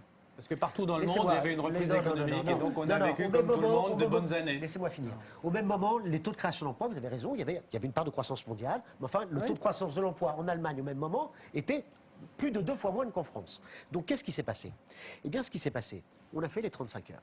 Et les 35 heures, selon les estimations les plus favorables, sur les 2 millions d'emplois créés, ça a permis de créer de l'ordre de, d'après les estimations les plus favorables, 400, 500 000 emplois 300, maximum. 300. Alors 300. Bon, mais Pierre Larouturou dit 300. C'est la réalité. Donc je prends 300. Je prends 300 parce que ça va conforter mon point de vue. C'est-à-dire qu'on voit bien que on a fait un choc là de RTT, ça a été favorable à l'emploi, contrairement à ce que disent les libéraux qui disent que ça a détruit l'emploi. Non, ça a été favorable à l'emploi. Mais enfin, sur les 2 millions d'emplois créés, il y en a quand même 1 700 000 qui viennent de la croissance. Et donc je pense que la bonne question à poser, c'est celle du mix entre d'un côté la RTT qui est nécessaire, mais on ne peut pas trop prêter à la RTT pour avoir le plein emploi. Pardon, et je pense, on fera le bilan des 35 heures. Et donc il faut de la RTT, et par contre il faut de la croissance. Et de la production. Il faut de la croissance, il faut de la production. Pour la Et par production, il contre, faut des gens le qui gros travaillent. enjeu, le gros enjeu, je termine là-dessus. Le gros enjeu, bien entendu, c'est qu'on ne peut plus faire la croissance productiviste. Il faut faire de la croissance verte. Et ça tombe bien, l'écologie aujourd'hui. Le nouveau défi que nos sociétés ont à relever, qui est la question de l'écologie, eh bien, si on veut réduire sérieusement les gaz à effet de serre, ça crée de la croissance, ça crée des emplois. Qu'est-ce qu'il faut faire ? Rénovation thermique des bâtiments. En plus, ça, c'est très peu délocalisable. C'est très peu délocalisable. Mais On a mis arrêtez. 1000 milliards pour Il va sauver les falloir que banques. vous compreniez, monsieur. Au niveau européen, il va falloir. on a mis 1000 milliards pour sauver les banques. Est-ce qu'on peut pas mettre 1000 Bien sûr que si. Pourquoi est-ce qu'on... Je suis sûr que les Allemands sont OK, ils ont le même problème de financement des arrêtez. Donc je comprends votre dispositif, vous dites on fait de la Vous savez- rénovation. Moi je suis pour vous la savez rénovation qu'elle- thermique, mais je voudrais savoir comment vous la financez. Allez sur le site de Nouvelle Donne, vous voyez, on a rédigé un pacte européen là-dessus. Il faut sortir. Il y a plusieurs pieds. Il y C'est-à-dire a qu'il faut sortir de l'idée. Vous savez, quand vous embauchez quelqu'un, il y a d'autres sources de un croissance. travailleur, c'est pas une tomate. Vous comprenez ? Une tomate, quand vous la J'en ai mangez. une assez bonne Non, mais laissez-moi conscience, je vous finir. remercie de cette information. Laissez-moi finir. Une tomate, quand vous la mangez, elle a disparu. Un travailleur, quand vous le payez, il se trouve qu'il va consommer. Et que la consommation des travailleurs, que vous voulez sans arrêt pressurer, eh bien, cette consommation des Pas de travailleurs. pressurer, je vous Laissez-moi demande finir. simplement comment vous financez Laissez-moi votre truc, finir. c'est pas Et que une la insulte. dépense sociale qui va avec, parce que ça fait partie du salaire. Les charges sociales, ça fait partie du salaire. C'est ce qu'on appelle le coût salarial. Tous ces salaires, c'est ce qui constitue, au total, quand on met la consommation des ménages plus les prestations sociales, c'est-à-dire ce qu'on appelle la dépense soutenue en fait par les administrations publiques, ça fait 80% des débouchés des entreprises privées. Il va falloir à un moment donné que vous compreniez ça. J'ai pas recommandé le rétablissement de l'esclavage. J'ai juste demandé comment vous financez votre programme d'équipement thermique. Non, mais Alors, on non, juste, on s'arrête, juste, on s'arrête. Il y a l'environnement, il y a les technologies, il y a les pour ça nouvelles qu'il classes faut moyennes. réduire Les nouvelles classes moyennes On du s'arrête, Sud, et on tout dit ça, c'est du encore travail. un dernier mot sur le partage du temps de travail. Je ne vous ai pas entendu. Philippe Eskenazi. Oui, certainement. Enfin, je rejoins en partie les propos qui sont là. C'est clairement pas une solution au chômage. En revanche, on se retrouve enfermé aujourd'hui dans un Pourquoi tabou. c'est pas une solution au chômage ? Parce que c'est une tendance historique, de long terme, Naturelle. En quelque sorte. Non, pas c'est- naturel. C'est pas naturel. Non, jamais chaque fois, naturel. c'est des luttes sociales qui l'obtiennent. Comment on a obtenu la journée 8 heures ou les 40 heures? C'est des luttes sociales qui sont gagnées sur une accumulation, une capacité de croissance des pays. Mais on sait que c'est pas ça qui permet nécessairement de créer de l'emploi dans un pays. En revanche, ne pas se poser la question du temps de travail, c'est extrêmement dangereux. Qu'est-ce qu'on voit aujourd'hui? C'est que justement, on a une tomate, mais la tomate, elle est effectivement pressurée. Le travailleur est pressuré. On voit de plus en plus d'usure professionnelle. Et qu'est-ce que, dans les pays qu'on prend toujours en exemple, les pays scandinaves ou autres, ce que l'on voit aujourd'hui, c'est pas une baisse du temps de travail, c'est une hausse hausse très forte de l'absentéisme. Oui, les personnes se retrouvent dans un absentéisme court parce qu'elles trouvent des moments de respiration en étant absents. Eh bien, en France, on ne voit pas cette hausse de l'absentéisme, qu'on voit d'ailleurs aussi en Allemagne. Et une des raisons, c'est qu'on a un temps de travail qui est légèrement inférieur. Mais ce temps de travail est de plus en plus mangé par ce qu'on appelle le commuting, c'est-à-dire les déplacements pour aller au travail. En fait, les temps de loisirs, eux, n'augmentent pas, alors que l'usure augmente. Donc, il faut se reposer la question du temps de travail, non pas pour nécessairement créer des emplois, mais pour garantir notre croissance future, en tout cas éviter que l'on tombe dans un schéma d'un capitalisme qui aura détruit ses travailleurs et voilà, sera totalement je voudrais inefficace. juste ajouter une chose, c'est de dire qu'il y a une étude qui a été faite en Suède et une autre étude qui a été faite en Suisse et qui démontre que l'accroissement du stress au travail coûte dans ces deux pays l'équivalent de 3 points de PIB au système de sécurité sociale. 3 points de PIB rien que par l'accroissement du stress au travail. Et ça, c'est un point extrêmement important. Sur le temps de travail, Non, mais voilà, sur Philippe le temps de Magnard. travail, justement, moi, je trouve ça, j'aimerais y croire, hein, très sincèrement. Hein. Mais je me dis, ça m'aiderait pour y croire qu'on me montre, je suis un peu Saint Thomas des 32 heures, c'est 32 heures, vous voulez dire. Montrez-moi, donnez-moi un pays qui marche mieux que le nôtre et qui marche mieux qu'avant, ou qui marche mieux qu'avant parce qu'il a diminué très fortement le temps de travail comme vous le recommandez. J'ai l'impression que c'est un peu la pierre philosophale. Personne dans le monde ne se dit, on a des problèmes, on va baisser drastiquement le temps de travail. Personne n'a dit que c'était la pierre philosophale. En même temps, on propose une vraie politique du logement, une vraie Non, mais finance. ça- non, mais ça, c'est pas.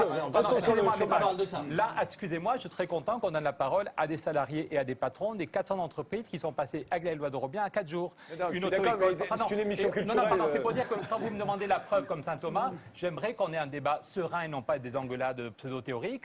Voilà, ça fait. C'est pas théorique, je vous demande au contraire du concret. Mais Dites-moi, est-ce qu'il y a un pays qui vous est amène, si vous basculé voulez, comme ça dans un je vous amène, dispositif si vous voulez, de on va celui dans que vous 10 recommandez. entreprises, ici une auto-école, ici un On laboratoire. trouve toujours des exemples. Non, mais excusez-moi. Et tant mieux si c'est possible. Et au total, il y a une étude du ministère du Travail à partir des 400 pionniers qui dit qu'on pourrait créer 1 600 000 emplois. Donc, Voilà, ce n'est pas des modèles théoriques, c'est à partir des PME qui l'ont mis en C'est pas place. une 1 diminution million. légale du temps de travail que vous Non, il recommandez. faut d'abord permettre l'expérimentation. La loi de ça, Robien. c'est possible, ça, oui, Eh ben bien déjà, sûr. mais faisons-le. Pardon, faisons-le. C'est possible. Eh bien Après ça, voilà, on verra au moment où comment vous on tombez accélère. d'accord, je voudrais qu'on reçoive Mais non, pas du tout. Aujourd'hui, il y a Yves des gens qui Zoberman va aujourd'hui venir on nous ne peut pas le faire. rejoindre. Yves Zoberman est historien, c'est l'auteur d'une histoire du chômage de l'Antiquité à nos jours. Et pour vous, Yves Zoberman, alors le chômage, c'est vieux comme le monde, hein, en fait, et ça fait 2000 ans que la discussion qu'on a là, à peu près tout le monde l'a eue. Oui, il n'y a pas que pour moi que ça fait 2000 ans qu'on a cette discussion. Il y a les faits qui parlent d'eux-mêmes. Je voulais rappeler à tous ces économistes que déjà dans l'Antiquité romaine, ce débat-là aurait pu avoir lieu. On aurait eu ici sans doute les frères Gracques, les Gracchus, et ici on aurait eu peut-être les adeptes de Juvénal, les uns disant bon, c'est vrai qu'il faut mettre les gens au travail, mais pour ça il faut les payer, il faut qu'ils puissent vivre. Je rappelle la politique telle qu'elle était menée dans la Rome antique. On disait, au retour des grandes conquêtes, finalement la plèbe qui n'a pas de travail parce que les esclaves font le travail à sa place, la plèbe qui n'a pas le travail, qu'est-ce qu'on va faire? On va lui donner panem et circenses, c'est-à-dire du pain et des jeux. C'est-à-dire qu'on va un peu les nourrir en les indemnisant, on dirait aujourd'hui, et puis on va leur donner la télévision. À l'époque, il n'y avait pas la télévision, mais il y avait des jeux. Et puis il y a l'autre politique, la politique des frères Gracques, qui disait attention, on vit dans une société. Qu'est-ce que c'est que vivre dans une société? C'est qu'on doit tous participer à la vie et à la richesse de la société. Regardez ces pauvres paysans sans terre aujourd'hui. Ils sont un poids pour eux-mêmes et un poids pour la société. Nous, ce que nous proposons, disaient les frères Gracques, ce que nous proposons, c'est de redistribuer les terres publiques au lieu de les donner à des grands propriétaires pour que les esclaves puissent les labourer. On les redistribue à des paysans qui sont aujourd'hui sans terre et spoliés pour qu'ils soient à la fois participants à la société et pour qu'ils puissent tout simplement manger. Donc ces deux politiques-là, c'est pas tout à fait les mêmes, mais quand même, je trouve que les libéraux se satisfont vraiment beaucoup de l'indemnisation du chômage. Moi, je serais libéral aujourd'hui, je dirais non, plus aucune indemnisation du chômage, parce que finalement, le marché doit tout réguler. En fait, ce n'est pas ça. J'ai l'impression, du côté des libéraux, que de temps en tant qu'historien, je vois la continuité de la politique suivante. Finalement, quand ça marche bien, les entreprises profitent. Et quand ça ne marche pas bien, c'est l'État qui doit régler le problème du chômage. Et je me souviens, il se trouve que j'ai eu un jour à faire des études sur le tard. Donc, il se trouve que j'ai eu un professeur d'économie qui était un sous-directeur au Trésor et qui nous avait dit, en 93, alors que nous avions à l'époque 3 millions de chômeurs, il nous avait dit « La crise est derrière nous, en France, les fondamentaux sont excellents ». Je me suis inquiété et je lui ai posé la question suivante en plein cours, mais on vient d'avoir 3 millions de chômeurs. Et à ce moment-là, il me dit, d'un ton très docte, certes, mais je ne traiterai pas de cette question car le chômage, c'est un problème social et pas un problème d'économie. Et moi, je suis un professeur d'économie. Alors qu'on savait bien à l'époque que le chômage, c'était justement une variable d'ajustement et qu'on avait fait du chômage pour éviter de faire de l'inflation. Donc tout ça pour vous dire que c'est un vieux débat. Mais ce débat a continué tout au long de l'histoire. Et je raconte dans mon livre sur l'histoire du chômage que ce qu'on a vu dans les raisins de la colère, vous souvenez-vous, les raisins de la colère, ces travailleurs, ces bohémiens des récoltes qui étaient dans des chariots, qui étaient expulsés de champs communaux, des champs communaux, qu'ils utilisaient pour vivre. Ils étaient expulsés pour deux raisons, parce que les riches propriétaires les avaient achetés et donc ils voulaient les rentabiliser autrement. Et puis il y a eu un désastre écologique qu'on appelait le Dust Bowl. Et bien cette même situation, 1930, était déjà la situation qu'on a vécue en 1350 en Angleterre, du temps des enclosures. Les enclosures, c'était simple. À un moment donné, il y avait des champs communaux. Les lords anglais ont pu acheter les terres. Et à ce moment-là, qu'est-ce qu'on en a fait? On en a fait des bocages pour faire du mouton. On a enclos les terres. Les paysans qui étaient sur place, qui ne voulaient simplement que vivre ce qu'ils faisaient, ils se sont trouvés sur des chariots en train d'aller à l'aventure, ne sachant pas comment demain serait fait. Les deux situations étaient exactement les mêmes. La vie avait changé, Christophe Colomb avait découvert l'Amérique, le capitalisme était né. Néanmoins, les pauvres sans travail étaient dans les mêmes situations. C'est pour ça que, effectivement, quand on voit le temps long, on est dans ces débats-là, et c'est passionnant d'entendre les économistes débattre. Je dirais simplement une petite remarque vue de là où j'étais, c'est qu'on a beaucoup parlé de statistiques qui ont été inventées en 1850. En revanche, à part M. Laroutourou, on a moins, et peut-être de ce côté-là du débat, on a moins parlé des chômeurs eux-mêmes. Parce que ce qui est navrant aujourd'hui, c'est que ces chômeurs sont exclus de la société. Et ça, une société, même capitaliste, ne va pas pouvoir longtemps le supporter. C'est-à-dire quand on a une telle masse d'outsiders, comme on dit dans les pays anglo-saxons, et que les insiders, ceux qui sont à l'intérieur du système, veulent faire une chose, conserver leur situation. Quand on est dans cet état-là, quand il y a trop d'outsiders et pas assez d'insiders, et quand le système se bloque, eh bien on a, comme on a eu dans l'histoire en France, eh bien des révolutions, des mouvements excessivement violents, et je ne dis pas que nous sommes je dirais... Mais nous sommes dans une situation quand même assez difficile à vivre pour vous. Justement, c'est la question que vous posez dans votre livre sur la longueur. C'est comment redonne-t-on de l'utilité sociale aux hommes? C'est le problème que pose le chômage. Eh bien, je crois que c'est en sortant de ce débat que nous venons d'avoir ce soir. Je suis désolé de le dire. Mais ce débat est très intéressant, mais il ancre notre société dans justement ces deux oppositions. Or, aujourd'hui, il faut essayer de trouver... Il faut déjà penser que nous sommes dans un changement de société et un changement excessivement violent. La mondialisation, tout ce que vous avez dit ce soir. Mais je pense que les intellectuels, les politiques et les citoyens doivent aujourd'hui essayer de se poser la question, qu'est-ce que c'est que l'utilité sociale de l'homme aujourd'hui? Qu'est-ce que c'est que le lien social aujourd'hui? Avant, c'était le travail. Aujourd'hui, c'était l'emploi même. C'était plus que le travail, c'était l'emploi. Il y a une différence entre le travail et l'emploi. L'emploi, c'est plus récent que le travail. Voilà. Le travail a toujours existé. Le travail salarié, c'est le problème du travail salarié. Voilà. Et j'ai donc écrit ce livre pour dire qu'il y a une archéologie du chômage, mais avant, c'était le chômage faute de besogne, faute de travail, faute d'ouvrage.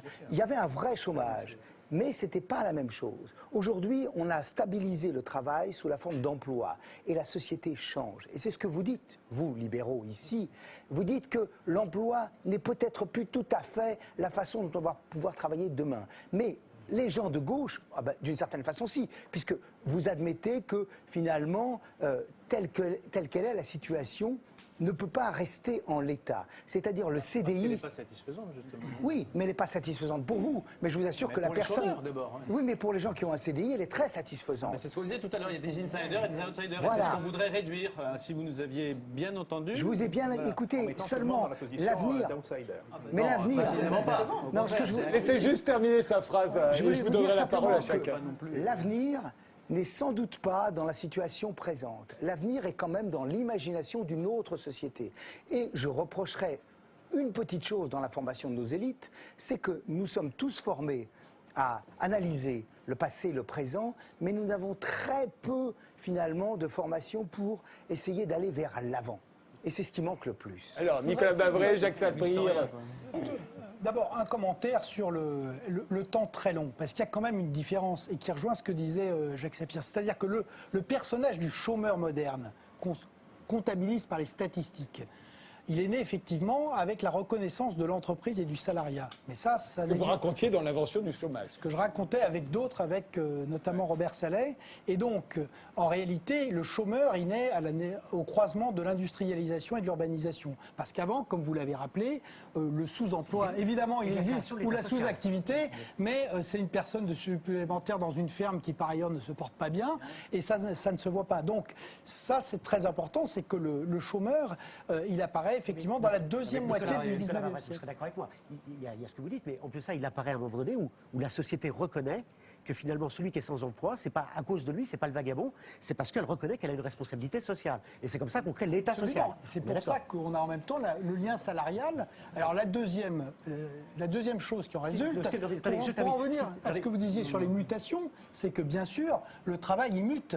Et que le capitalisme aussi, il change à travers les crises, et qu'une de ces formes de changement, il y a bien sûr les technologies, etc., mais que le travail lui-même, il a changé considérablement, et entre le 19e siècle, la crise des années 30 que vous avez rappelé, où on a vu ensuite apparaître le modèle fordiste, c'est pour ça qu'on a inventé les États-providence, c'était en raison des ravages de la crise des années 30. Et la troisième petit commentaire, mais toujours un peu historique, c'est qu'il est bien vrai que dans les années récentes, ce qu'on avait vécu dans les années 30, on pensait que c'était impossible. Si on regarde un pays comme la Grèce, moins 25% sur le PIB, 27% de taux de chômage, c'était un pays développé. En Europe, on ne pensait pas du tout que c'était possible, et c'est arrivé. Donc, c'est une leçon qu'il faut assurément tirer, et qui nous renvoie, et là je suis d'accord, le travail n'est pas un bien comme un autre, c'est pas du tout une tomate. C'est pour ça qu'il est parfaitement normal qu'il soit réglementé de manière différente. Mais il faut le faire de telle manière qu'on ne le supprime pas et qu'on ne contribue pas à créer du chômage alors qu'on veut préserver le travail. Alors, Jacques Sapir, très vite, très court. Ce que vous dites, ça me rappelle une vieille plaisanterie soviétique qui est la suivante. Quel était le slogan des révolutionnaires dans la Rome antique ? Eh bien, c'était « Vive le féodalisme, avenir radieux de l'humanité ». Christophe Rameau. Parce que je pense quand même qu'il y a une différence majeure, et de ce point de vue-là, j'ai beaucoup apprécié les travaux du jeune Nicolas Bavray, c'est-à-dire sur l'invention du chômage. C'est-à-dire qu'à la fin, bien sûr qu'il y a toujours eu des sans-emploi, bon, mais à la fin du 19e, il y a une révolution qui s'opère qui est très très importante, auquel les libéraux vont s'opposer pendant des années.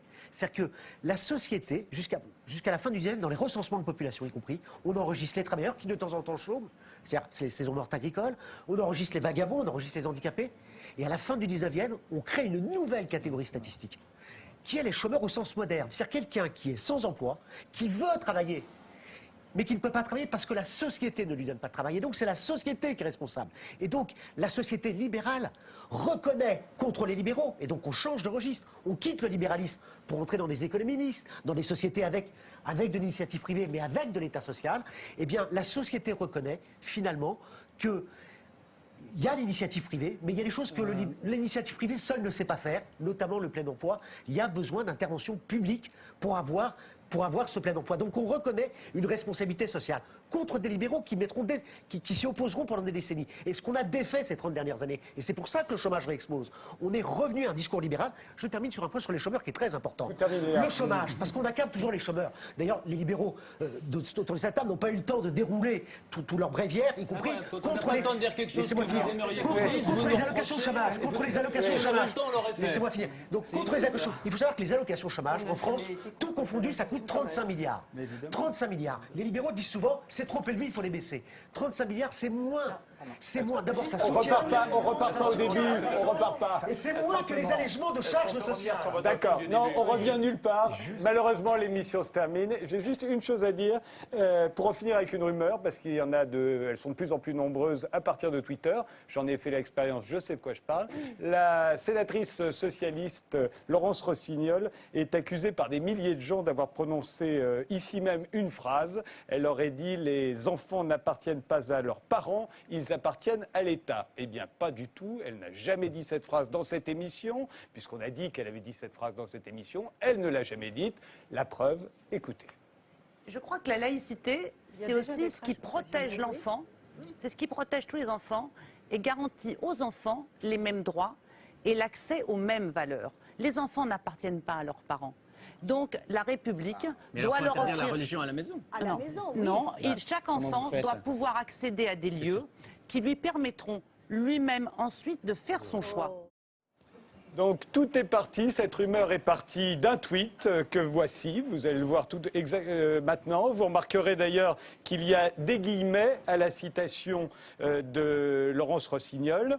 On voit bien donc les guillemets et que quand il n'y a plus de guillemets, c'est-à-dire ils appartiennent à l'État, c'est l'auteur du tweet qui le dit, ça n'est pas Laurence Rossignol. Il faut vérifier avant de répéter n'importe quoi, on ne le dira jamais assez, voilà, c'est dit. On se termine, d'abord je vous remercie tous les 8 d'avoir participé à cette émission. On se quitte évidemment en musique avec Rivière Noire. Ils viennent d'Afrique, d'Europe, d'Amérique latine et ils nous interprètent Baté Longi. Rivière Noire, c'est à vous.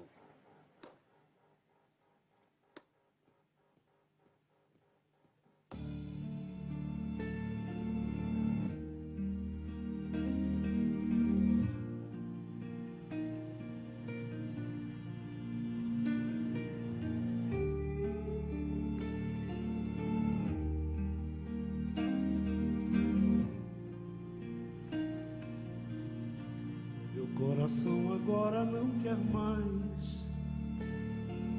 mais saber de ninguém. Eu só sei que ele já bateu demais por alguém. Meu coração agora não quer mais saber de ninguém. Eu só sei que ele já bateu demais por alguém. Ele bate longe, longe, longe. Ele bate longe, longe.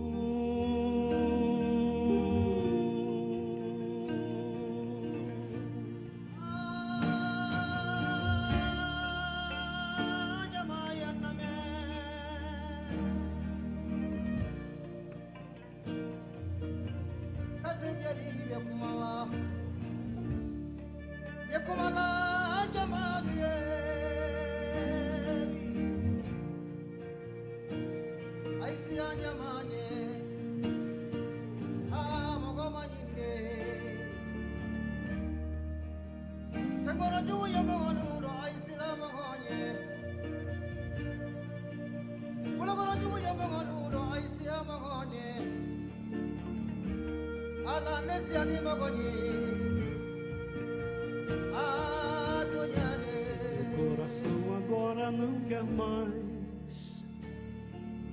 mais saber de ninguém. Eu só sei que ele já bateu demais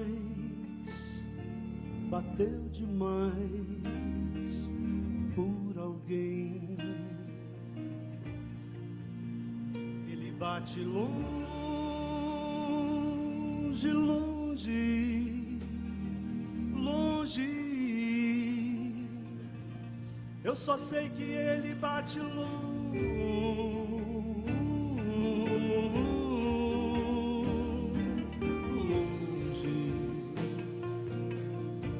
só sei que ele bate longe.